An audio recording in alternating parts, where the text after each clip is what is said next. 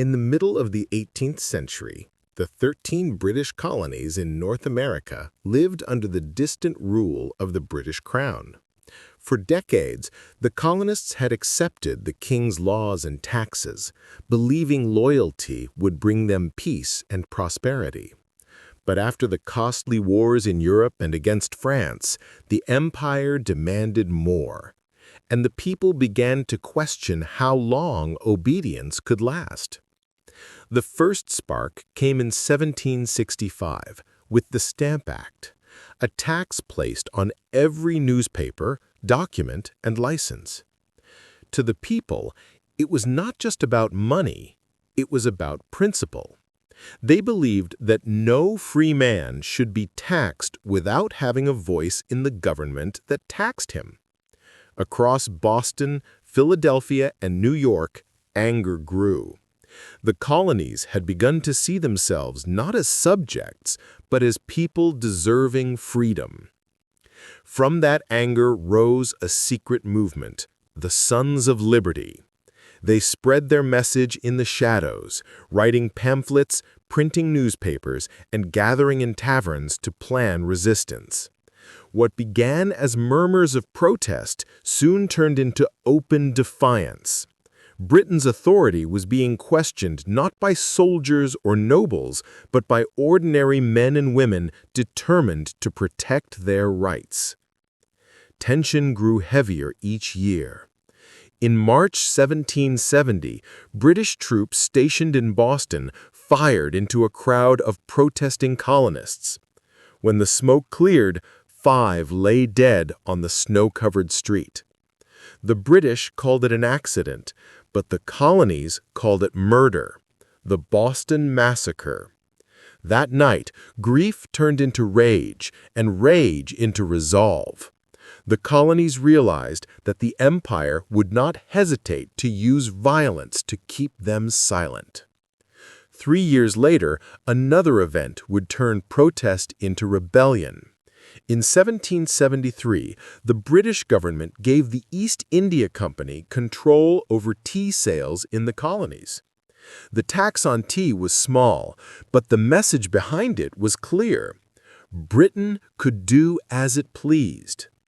That December, under a cold, moonlit sky, colonists disguised as Native Americans boarded ships in Boston Harbor and dumped hundreds of chests of tea into the dark water below. The harbor smelled of salt, rebellion, and destiny. It was the night the world would later call the Boston Tea Party. The response from the king was swift and brutal. The coercive acts, known to the colonists as the Intolerable Acts, punished Massachusetts severely. Boston's port was closed, its local government dissolved, and soldiers were quartered in private homes. But instead of breaking the spirit of the colonies, the punishment united them. From Virginia to New Hampshire, the message spread. If Boston falls, all must rise. In 1774, leaders from 12 colonies met in Philadelphia for the First Continental Congress. For the first time, they spoke as one, not as separate provinces, but as Americans. They agreed to stand together, to resist, and to prepare for the possibility of war. And though they still hoped for peace, deep inside, they knew that war was coming. That war arrived sooner than anyone expected. In April 1775, British troops marched from Boston toward the town of Concord, intending to seize colonial weapons and arrest rebel leaders.